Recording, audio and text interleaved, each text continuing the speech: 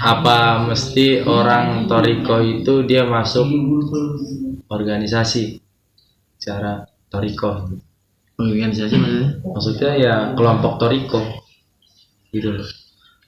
Misalnya aneh mau ikut toriko nih, apa mesti masuk ke kelompok itu atau enggak? Ya toriko itu kalau yang mutabaroh ya bagus, balik lagi ke diri gitu, maksudnya pilih toriko yang mutabaroh dan yang terpercaya. Contohnya kayak pimpinan dari Habib Lutfi, contoh kayak gitu, atau yang lain-lain yang mutabaroh. Tapi balik lagi ke individu masing-masing, karena dulu Abah Uci juga pernah bilang jangan bingung sama masuk toriko atau enggak. Kalau kita udah bener jalannya mah, ketasawufannya, nanti guru itu datang sendiri. Cara ngedeteksi guru itu dengan datang sendiri itu banyak-banyak mahamin sifat takdir gitu. Nggak mesti ente kedatangan guru, boleh bisa jadi ente itu datang ke suatu tempat tiba-tiba ketemu dia ngobrol, ente berguru sama dia, bisa jadi kayak gitu ya.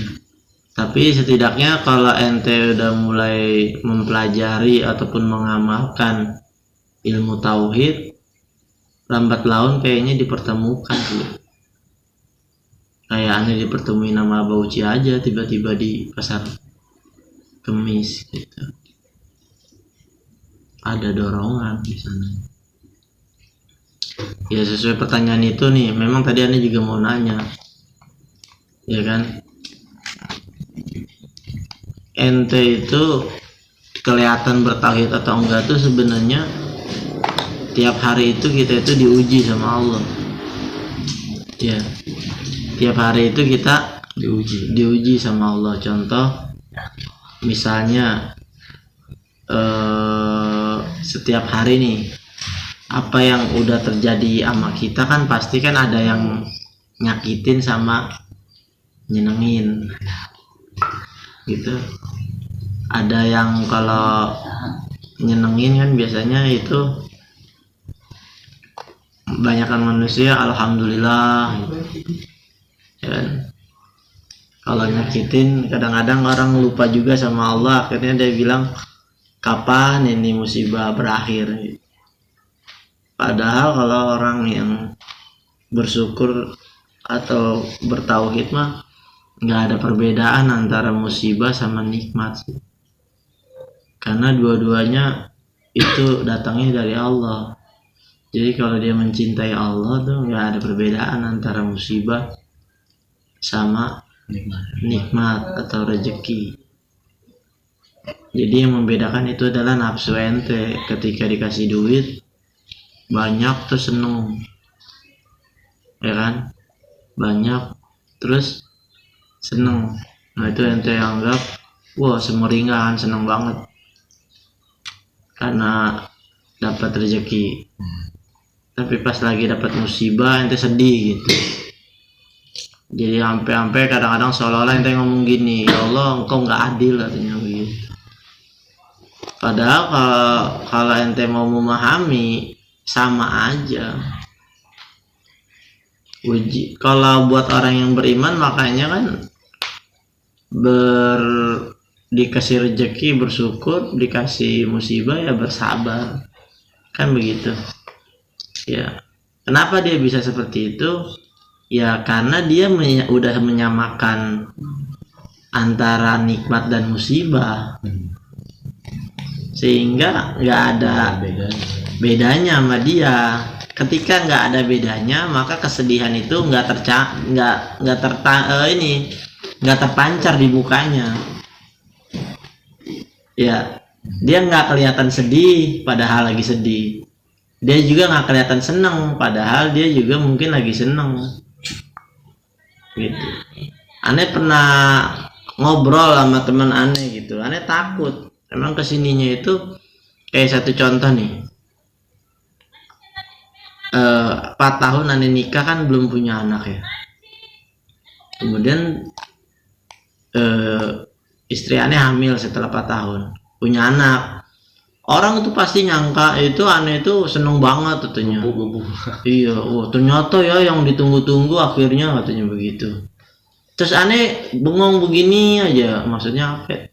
Jadi kayak hampa gitu. Malahan di kepala aneh itu penuh dengan rasa takut. Iya, ini terus terang aja nih, aneh ya, terus terang memang benar. Penuh rasa takut. Takut apa? Takut pertama anak itu nanti terlahir wafat. Nah, kedua karena aneh memahami harus tawakal kepada Allah, aneh harus terima apapun bentuk anak itu. Tuh, ya kan? Jadi benar-benar aneh perhatiin dan aneh harus terima apapun juga bentuk dari anak itu. Ya, kalau kita sudah menerima dari bentuk anak itu apapun juga, pastinya ente nggak akan memilah-milih antara wanita dan lelaki. Sebab dikasih bentuk yang sempurna aja pada anak yang terlahir, itu sudah alhamdulillah. Kok ente minta laki, minta cowok? Coba ente pikirin, banyak yang kayak gitu, pengen cowok. Biarin aja nih didengerin nih sama yang di video. Apa maksudnya minta cowok, minta cewek? Terlahir anak itu dengan sempurna aja udah bagus. Orang aneh aja nungguin bini lahiran aja, ya sempurna enggak ya, sempurna atau enggak ya gitu. Itu yang ditakutin, bukan cowok cewek ya, nggak kepikiran.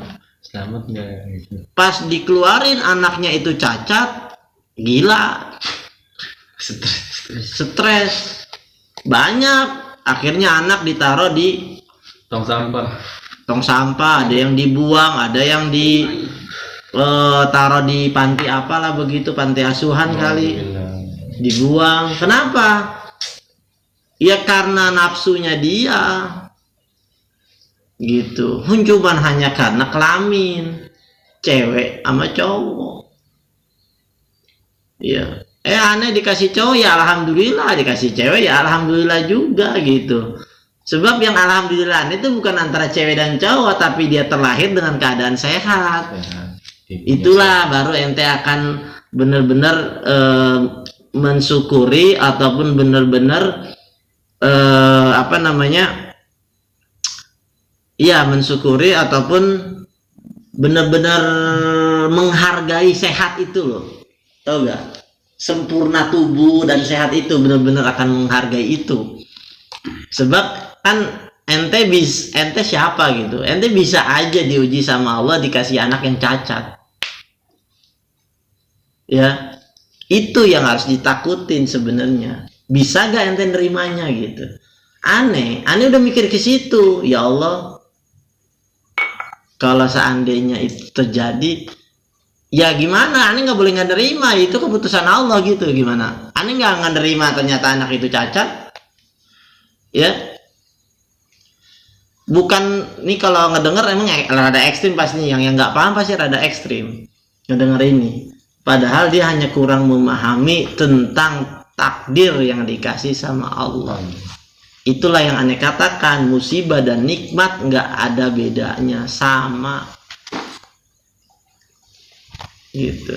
Punya duit nggak punya duit sama, ya sama semuanya.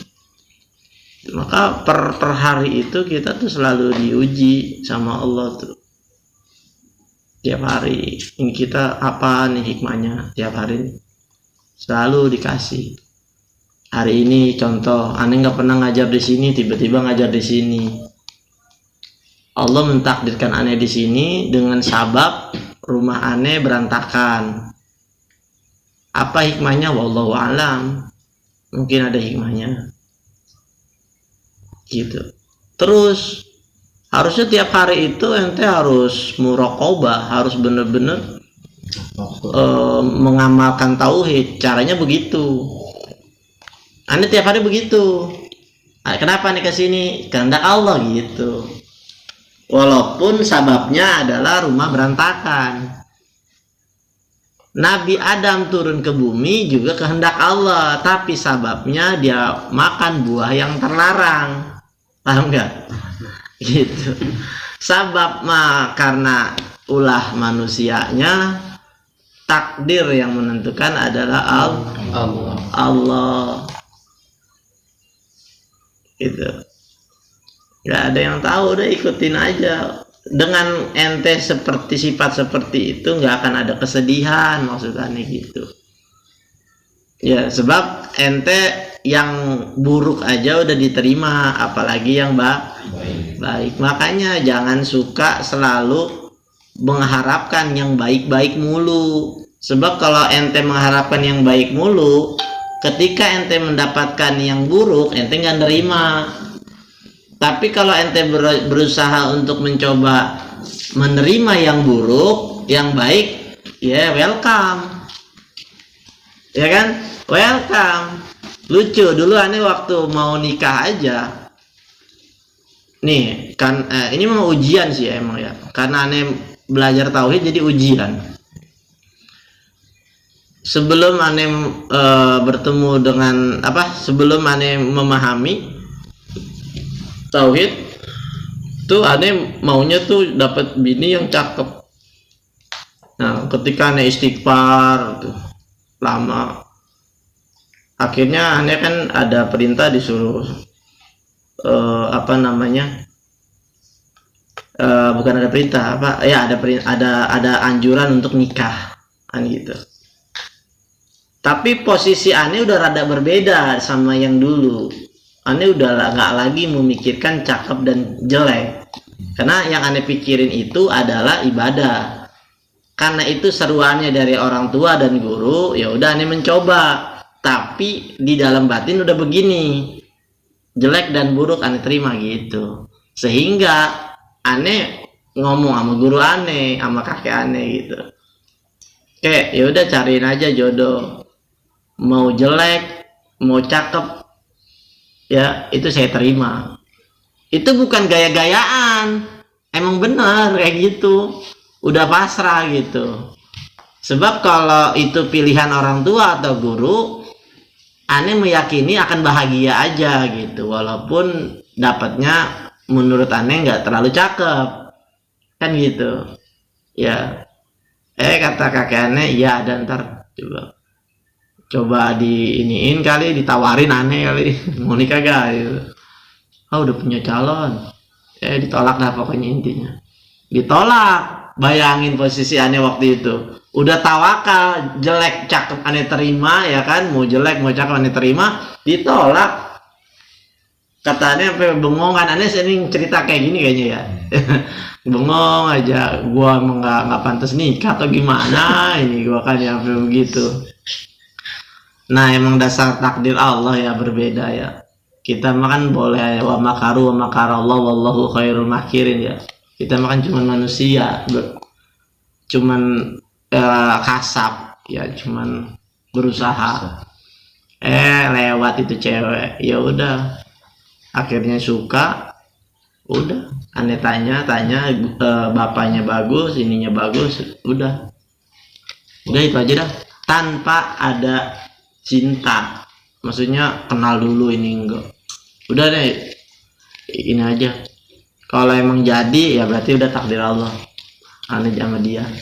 Ternyata jadi, ya udah itu bagian dari takdir Allah, tapi belum tentu jodoh. Kapan jodoh itu terjadi adalah ketika meninggal. Kalau aneh meninggal, istri aneh masih ada ya, terus istri aneh nikah lagi, berarti jodohnya bukan aneh ya. Tapi kalau istri aneh meninggal terus anehnya masih hidup, istri aneh jadi tetap jodoh. Sebab cewek mah bisa dipoligami gitu Ya kalau cowok kan nggak bisa, makanya kalau meninggal putus. Kalau dia nikah lagi, tapi kalau dia fokus sama ngebesarin anaknya, kan ada tuh di kitab tuh, di kitab buku dulu Jen, fokus ngebesarin anak sampai dia menjadi wanita yang ngelewatin Rasulullah ketika Rasulullah mau masuk surga. Ya, ketika Rasulullah mau masuk ke surga, ya kan? Ada iklan segala ini. Biarin ini buat naikin viewernya. Ya kan? Ya kan, ketika Rasulullah itu mau masuk surga, ada wanita lewat, bus. Siapa itu? Wah, seorang wanita janda, ditinggal mati sama suaminya, tapi dia fokus membesarkan anaknya agar anaknya menjadi anak yang soleh dan soleha. Rasulullah dilewatin, jadi dia dulu yang masuk surga. Cuman namanya lupa aneh. Ada bukan Siti Masitoma yang meninggal disuruh masuk penggorengan yang wali yang panas, suruh masuk Siti Masito sama keluarganya. Kalau mau ini apa namanya, kalau mau selamat harus ngelepasin agama.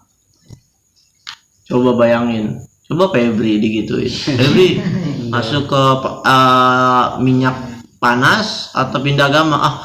Saya mah berani pindah agama aja dah. Iya. Apa jadinya gue masuk wali itu, orang gue udah hitam masuk ke situ lagi. Nambahin. Ya kira ya, bukan hitam lagi, mati.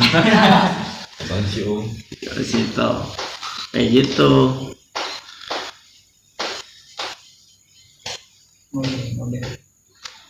Iya, jadi per hari ini tuh kita selalu diuji sama Allah. Jadi ujian itu bukan saat ente susah banget. Sekarang juga ujian itu tetap berjalan, Susah maupun senang Ustaz ya. iya. Kalau masih membedakan antara susah dan senang, ya bertorikoh, ntar dulu dah. Kalau masih ngebedain antara susah dan senang, mau bertorikoh, ntar dulu.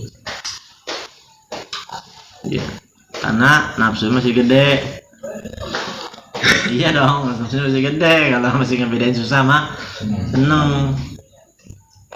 Sama kalau ente juga masih ngebedain susah seneng, nggak bakalan naik tingkatan imannya. Pengen yang seneng mulu, susah nggak mau. Sifat manusia katanya gitu. Katanya. Ya, tapi kan manusia bisa melewati malaikat. Benar. Manusia bisa melewati malaikat, walaupun malaikat nggak punya nafsu. Ya, kenapa? Ya karena manusia punya nafsu tapi masih bisa bertakwa di hadapan Allah, bahkan takwanya lebih-lebih dari manusia biasa. Wah, itu bisa kalah malaikat, sujud langsung malaikat. Aneh ngecerita Uwais Al-Qarni katanya pada sujud semua, itu malaikat di atas. Ada apa sih Uwais Al-Qarni kan gitu. Ya, katanya punya nafsu, tapi kenapa malaikat suruh sujud? Ya, karena belum tentu malaikat kalau dikasih nafsu juga dia akan taat. Ya, malaikat mah taat wajar karena nggak punya nafsu. Kalau ente sebagai manusia bisa taat itu luar biasa, nafsunya kan banyak. Gitu. Maka nggak heran orang yang dulunya ngaji belum nikah rajin, setelah nikah Hilang. kendor, udah tahu lobang dia. Ya kan? Gak ada yang tahu pertemuan. Tadi sore aneh ngobrol di sini, tiba-tiba ngobrolin masalah hukum, ya kan? Ngobrol sini dipertemukan aneh sama si Ayah sama si Mas Doni. Takdir. Gitu. Ada apa dia bertemu sama aneh, tapi terus ada apa juga kenapa aneh ngomongin masalah ilmu lagi.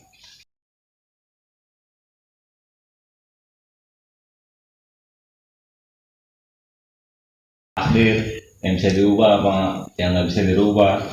Bukan di sini dulu perlu nanya nggak usah nama. Gini-gini deh. Iya. Kalau gitu. Enggak. Aneh baru bangun tidur atau gimana ya? Dia begini aja. Takdir mah nggak bisa dirubah katanya. Lu ngomong sama siapa sih, Duk? Kata gue. Udah takdir mah nggak bisa dirubah. Dia ngomong aja gitu sama tembok gitu. Iya. Lu beduk. Maksud tuh gimana takdir nggak bisa dirubah? Dikira pinter terjadi dengan pinter sendirinya, ya kan? Bodoh terjadi dengan sendirinya. Bodoh dan pintar kan juga terjadi karena dia. Ya, takdir mubromnya bahwa Nabi Adam itu turun di bumi, sebab emang udah akan diprediksi, udah akan ditakdirkan Nabi Muhammad lahir di bumi kan gitu. Cuman takdir mu'alaknya yang menentukan dia ke bumi adalah dia sendiri. Kalau dia masih mentaati Allah, dia tetap di surga. Kalau dia nggak mentaati Allah, ya dia dikeluarin di bumi kan gitu. Makanya takdirnya mu'alak namanya. Kalau takdir mubrom, takdir yang nggak bisa dirubah. Kayak mukanya si Ahmad, udah begitu aja. Itu mubrom. Tapi soal kurus gendut gimana, bisa dirubah apa enggak?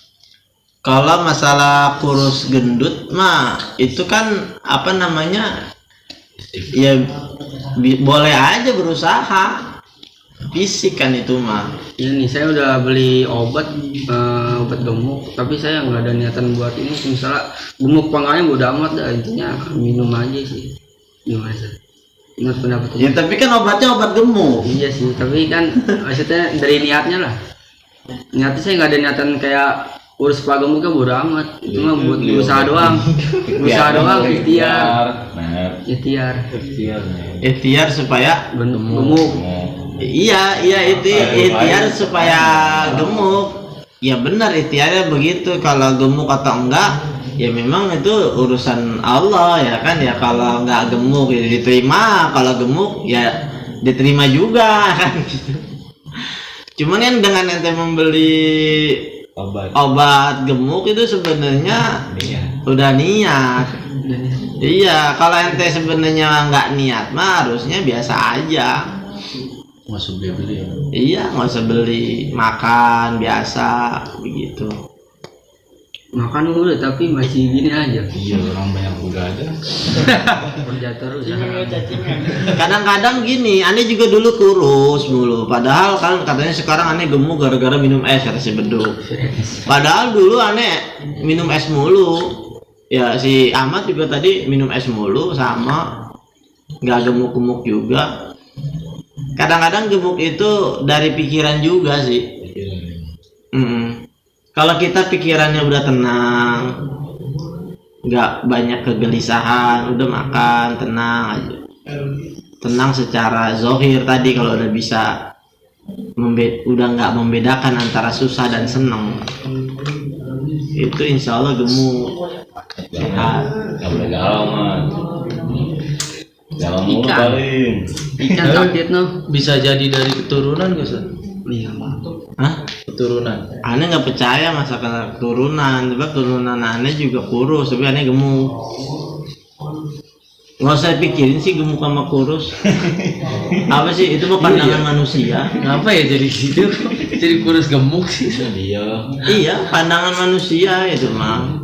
Ya kan, kalau anak rada gemuk kelihatannya bagus gitu, pakai baju kantor. Itu teman pengen kurus. Ini aneh gemuk begini nih, aneh bilang sama si Rian yang kurus. Ya, aneh mau kurus, ya justru aneh mau gemuk. Aduh, kata gue, coba ente bisa tukeran sama aneh gitu. Aneh tahu kalau orang gemuk itu kan kalau pakai baju kantor kan sekel gitu, apa kalau pakai bajunya pas itu, kelihatannya bagus aja gitu. Orang kalau gemuk itu dianggap seneng. Ya, ada orang kurus tapi istrinya yang marah-marah loh. Orang ngurus istrinya marah-marah, bingung gitu kan? Kenapa? Iya, dia marah-marah, dianggap nggak bisa ngurusin suaminya, nggak bisa ngegebukin atau nggak ngurusin suaminya, ya kan? Marah-marah istrinya. Weh, lu kurus amat. Yang jawab istrinya. Oh, Baper. iya, dia mah nggak keurus sama saya, katanya begitu. Baper, bini baper. Gue nanya sama cowoknya, kenapa ceweknya yang ngejawab begitu. Ntar aneh nanya Amril di depan bininya juga mungkin sama. Tuh nanti kurus amat, bininya tuh yang mulai. Nggak keurus sama gua. Tapi dalam hati bininya mah emang bener sih, gua kasih makan sekali. Betul gak nih? Tekanan batin atau udah kurus kayak gitu ya. Tapi udah nggak usah pikirin, itu hanya bentuk apalah bentuk mah nggak usah dipikirin ya. Yang penting seneng ya kan? Kurus seneng, gemuk seneng ya. Emang kelihatan kurus itu emang kelihatan miskinnya, kelihatan kelaparannya begitu. Ya kan, kayak apa sih namanya, ya itulah kelihatan susahnya kalau kurus mah. Minus lah, Iya, pakai baju juga kan kegedean mulu. Kegedean ya. Ini mau dipantes-pantesin gimana juga tetap kegedean ya kan. Mau dikecilin apa namanya, ketat ya kan, tapi kelihatan bajunya emang kecil gitu, jadi kelihatan kurusnya, malah nggak ada ototnya, malah jangkis. Iya. Cengcuter jadinya. Udah, itu masalah bentuk, nggak usah dipikirin. Yang penting kita mah ibadah yang khusyuk itu ya. Jangan capek-capek buat mikirin gemuk dan kurus. Capek lah ente mikirin khusyuk dan nggak khusyuk, itu yang harus dipikirin. Coba deh ente mikirin khusyuk nggak khusyuk ya, insya Allah apa yang menjadi keinginan ente Allah lebih cepat ya. Allah lebih dulu memang Ane juga pengen gemuk karena Ane dulu kurus. Coba ente lihat foto Ane 3 tahun yang lalu ya kan, kurus sampai Ane kan udah kerja di kantor nih 6 tahun. Bang Maul, gue tahu lu waktu masuk sini kurus banget katanya. Ya udah lu nggak usah ngomong lah kata gue. Ya maksudnya ya memang Ane jadi gemuk ya, akhirnya jadi kesampean, cuman ya jadi susah badan ini ya, lari cepet capek. Iya, lari cepet capek kalau gemuk. Tawuran gimana? Emang kalau orang gemuk itu memang rada ini mungkin ya, rada imut kali di depan cewek gitu. Jadi ini baru ini apa disangka berparu. Itu gara tes itu apa sih namanya tuh, rongsen masalah ya. Pesanan apa emang? Ini takut sangka berparu, makanya di rongsen tuh akhirnya enggak sih, nggak mau apa. Ya udah kan nggak apa-apa.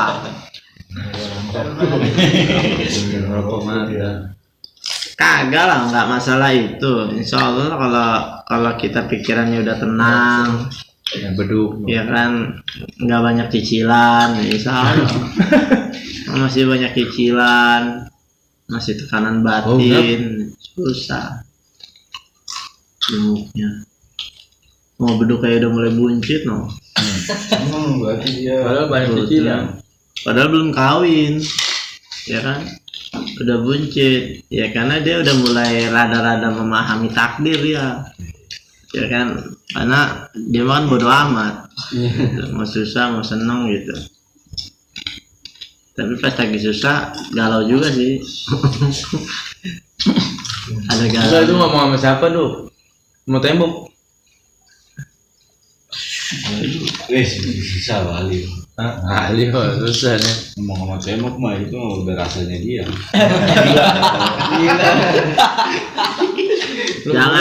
Jangan memahami takdir sembarangan.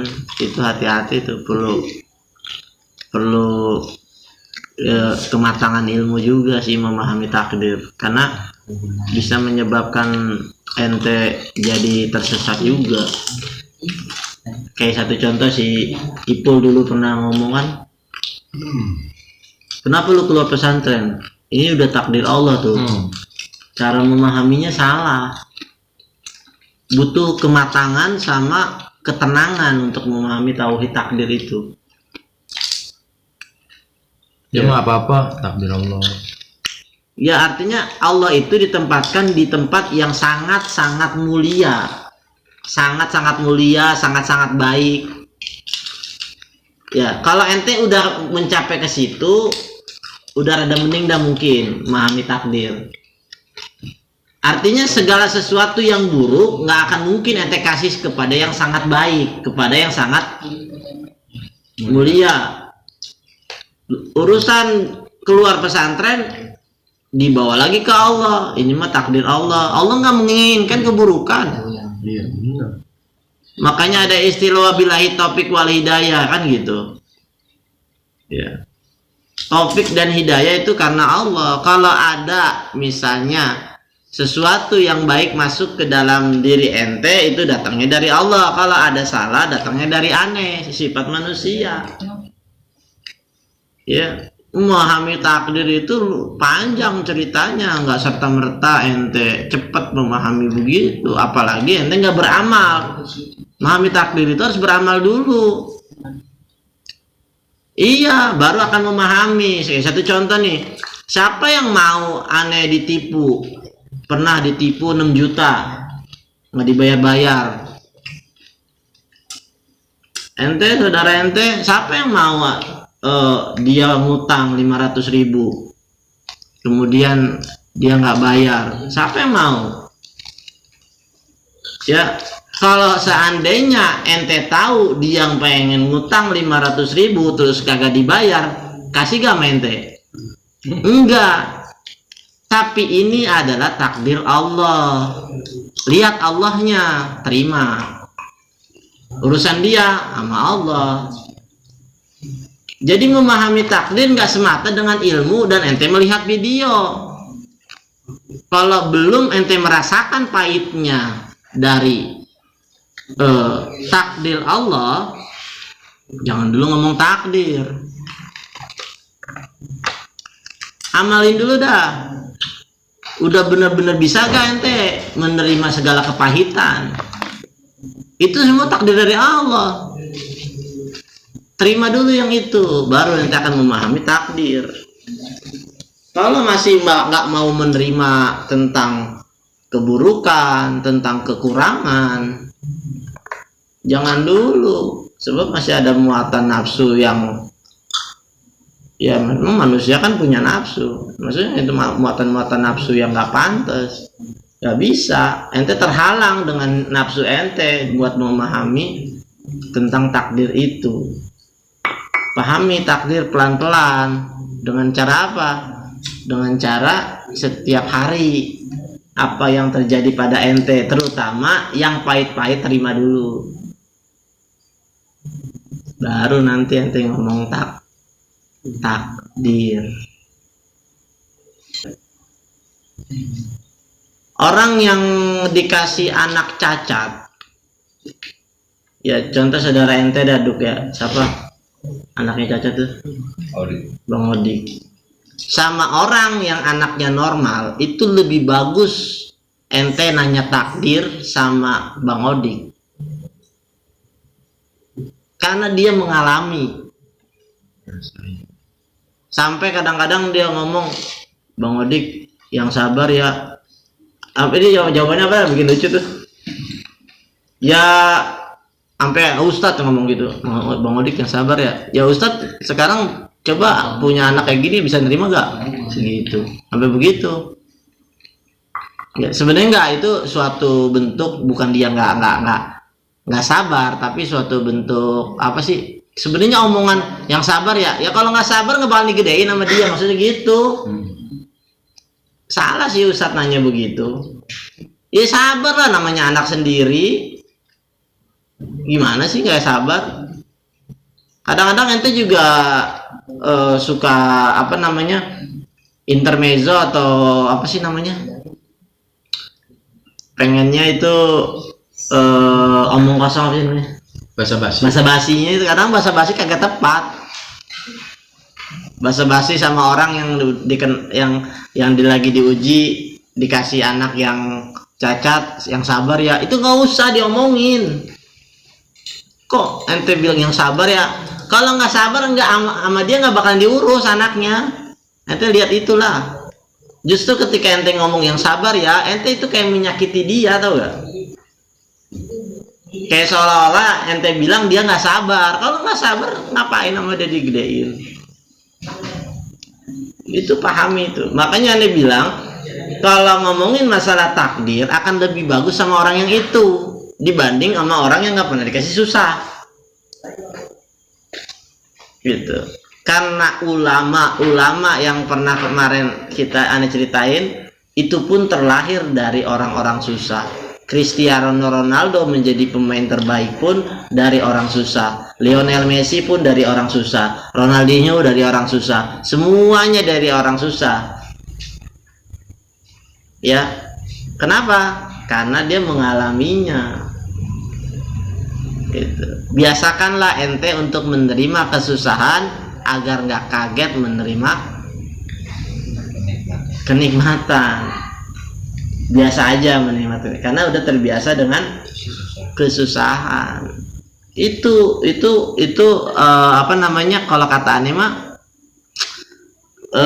modal orang sukses. Iya, modal orang sukses. Contoh, ketika ente dagang, ente udah menerima ente akan rugi. Bukan kayak si beduk, lu dagang, enggak gue takut rugi. Belum dagang takut rugi. Ya kan dia mendahului takdir. Tapi kalau ente gentleman dagang, rugi, ya udah rugi. Untung, ya udah untung. Orang biasa aja untung rugi mah takdir dari Allah. Belum terjadi kok ente bilang rugi. Ente siapa? Tahu emang takdir Allah. Gitu.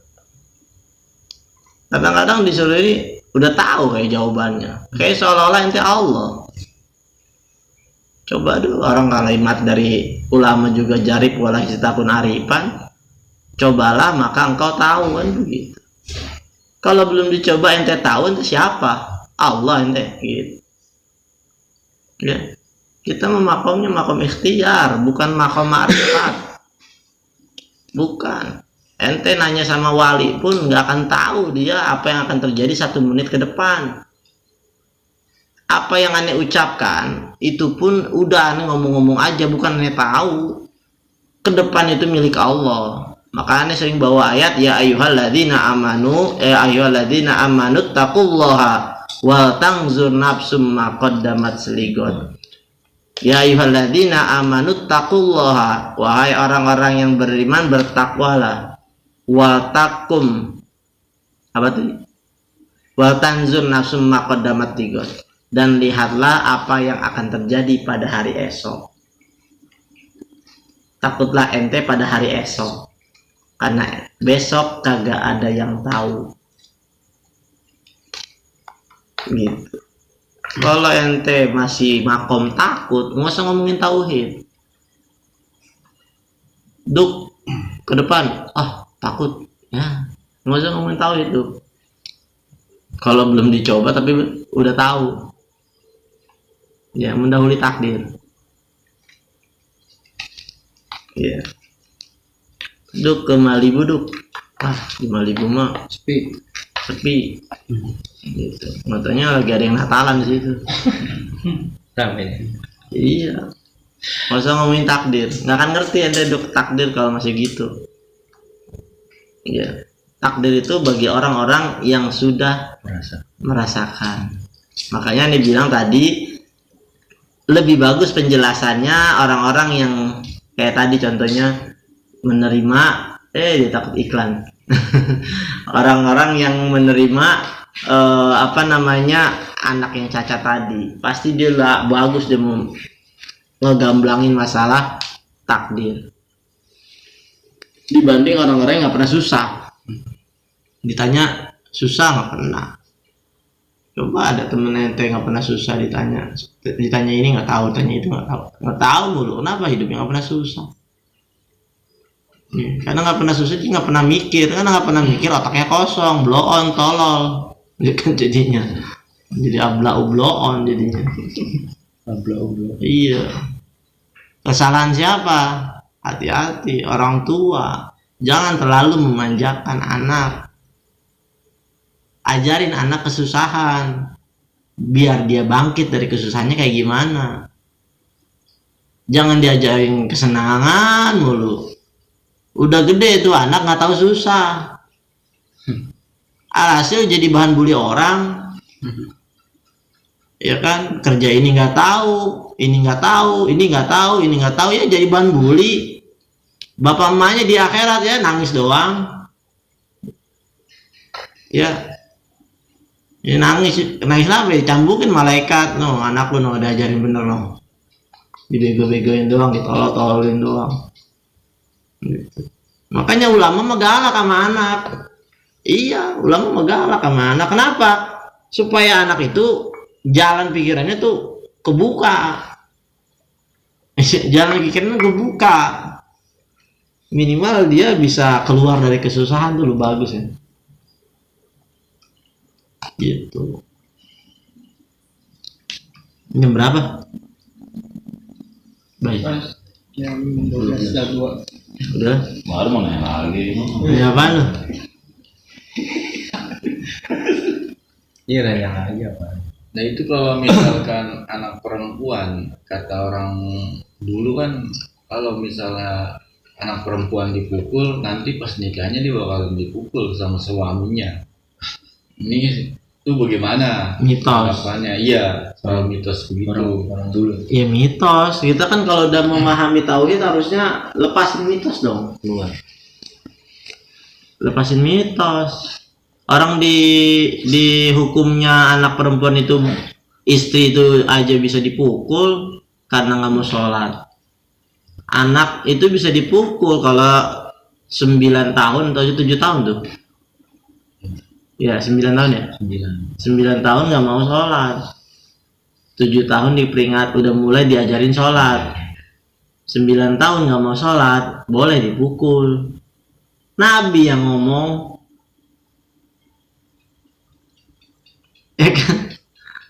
Terus kita percaya mitos, percaya Nabi begitu.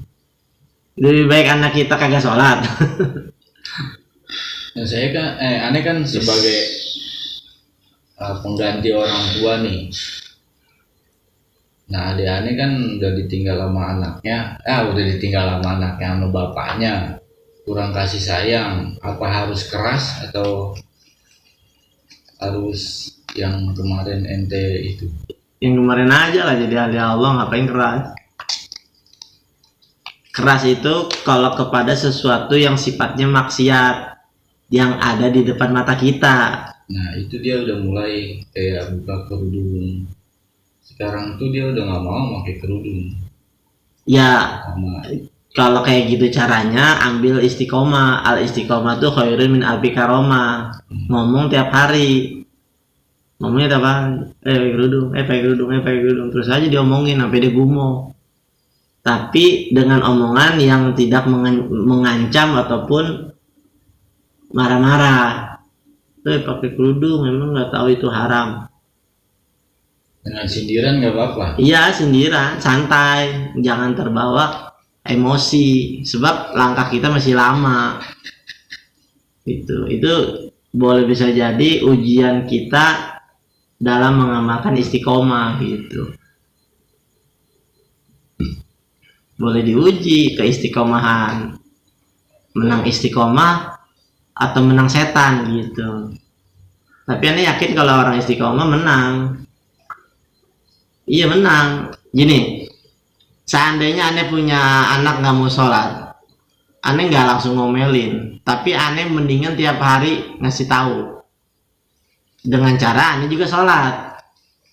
Misal subuh anak aneh nggak sholat, aneh ke masjid dong, tong sholat yuk.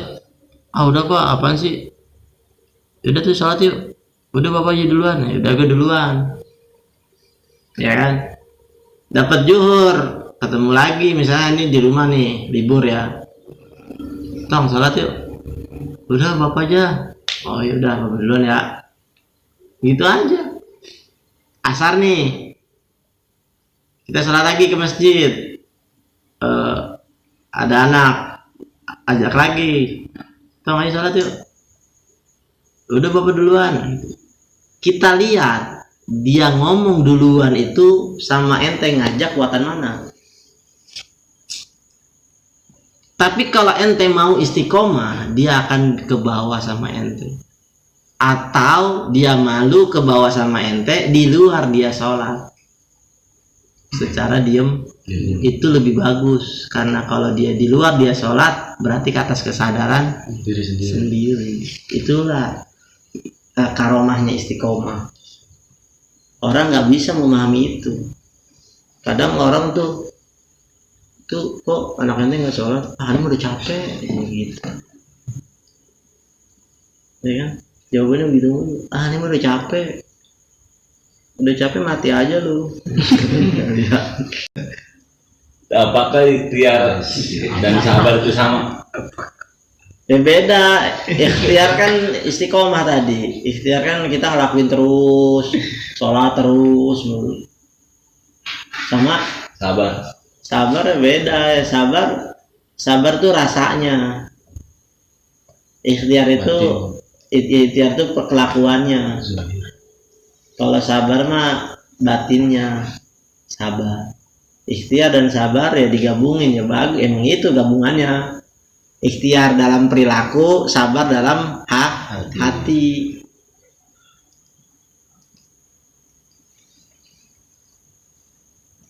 Jodoh itu termasuk ke dalam takdir mualaf. Berarti dia harus ada usaha. Iya, karena orang yang soleh dalam Quran dapat orang soleh. Orang yang ahli maksiat dapat ahli maksiat. Orang pezina dengan pezina, kan gitu. Wazani atau apa tuh? Terusin ayatnya. Nah, dalam takdir jodoh itu contohnya ada gak? Ada contoh loh, maksudnya soalnya aneh nih gitu. Deket sama cewek, apa itu suatu takdir juga atau gimana? Yang minta dulu, ya udah tembak aja. Artinya gini. Potong ya aja nih. Kan artinya begini, kalau ente itu benar kelakuannya di hadapan Allah, jangan takut dikasih buruk. Itu sih pedomanannya. Jadi kita itu sebenarnya mau dapat yang bagus, kitanya yang ngebagusin diri gitu. Ya, jadi pasti akan dikasih bagus. Caranya gimana? Ya udah kita tembak aja nih, siapa yang masuk nih, siapa yang gol. Nanti ketemu tuh dengan kita tetap istiqomah dalam kebaikan. Tapi kalau ente sudah berhenti di dalam kebaikan, dulunya mungkin sholat duha udah nggak pernah sholat duha, dulunya sholat tahajud nggak pernah sholat tahajud lagi, dulunya Senin Kemis tapi nggak pernah Senin Kemis lagi, pasti dia itu di dalam keraguan. Dia jodoh yang baik atau bukan ya gitu. Ya jodoh itu tergantung kadar lu kadarnya seperti itu, ibadahnya ya lu begitu. Gitu.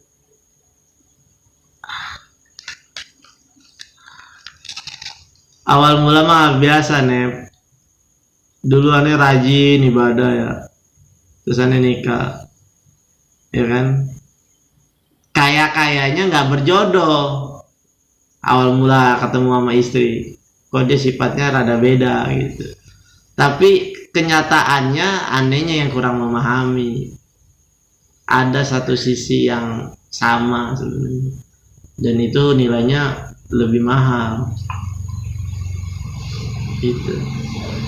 dan kekurangannya dia itu nomor sekian. Tapi yang jelas udahlah nih katakan jodoh lah sama dia gitu. Kalau misalnya kamar mandi, misalnya kita lagi suruh nyelang, apa suruh tutup kepalanya gitu. Maksudnya Kayak saya suruh nyelang sama orang tua, itu kepalanya tutupin ya. nyelang sama orang tua. Kalau itu kalau kamar mandi tutupin kepala. Iya tutupin pala kalau lagi mau buang air kecil, buang air besar. Kalau lagi jagain air boleh tutupin. Nggak apa-apa, pakai peci aja. Kalau nggak ditutupin boleh nggak tuh? Kalau nggak ditutupin makruh. Berarti mau bisa. Makruh. Kalau ke tempat kamar mandi yang ada tempat jongkoknya ya.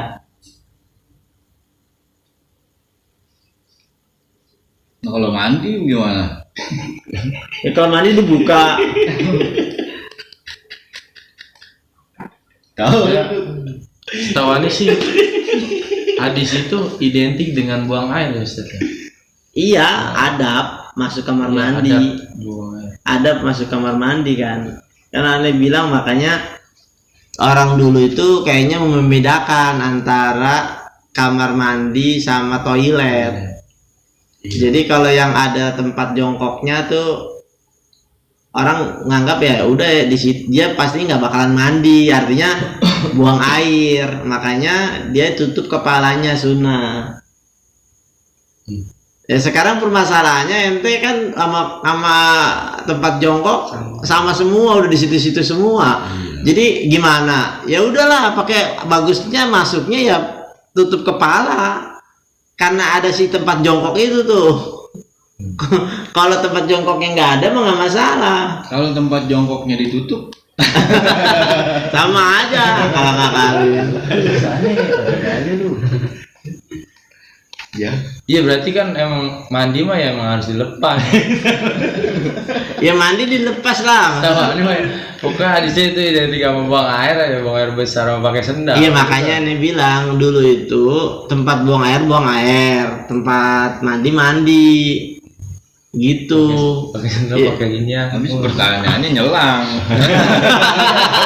Terang nyelang. Mana tuh nyelang teman? Jagain air. Jagain air. Jagain. Air dijagain.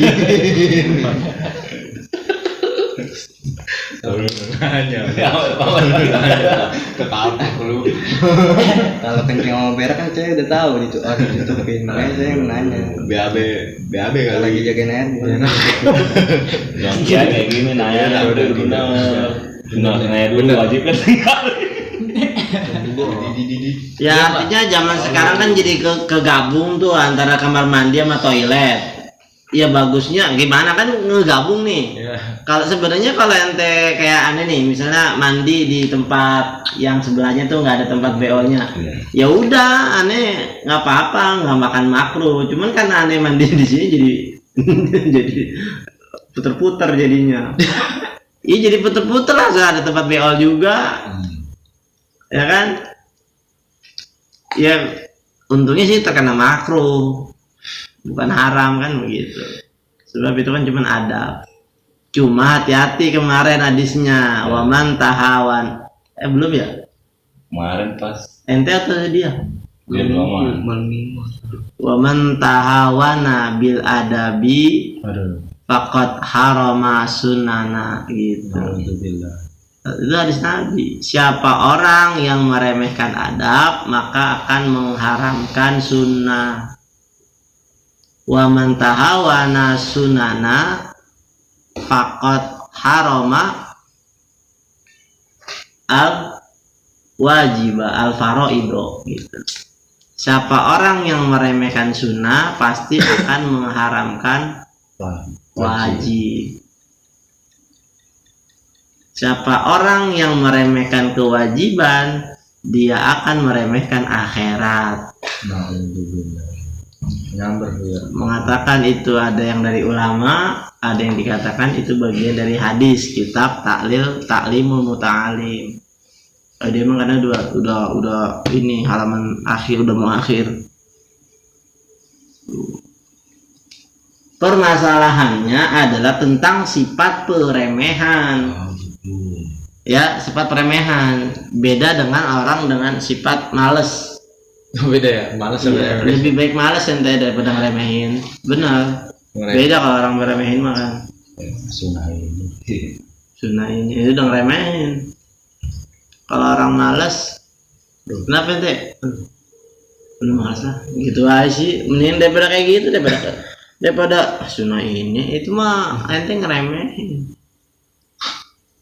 Ya, cuma nanya karena seolah-olah ente tahu hukum gitu. Sunnah ini kan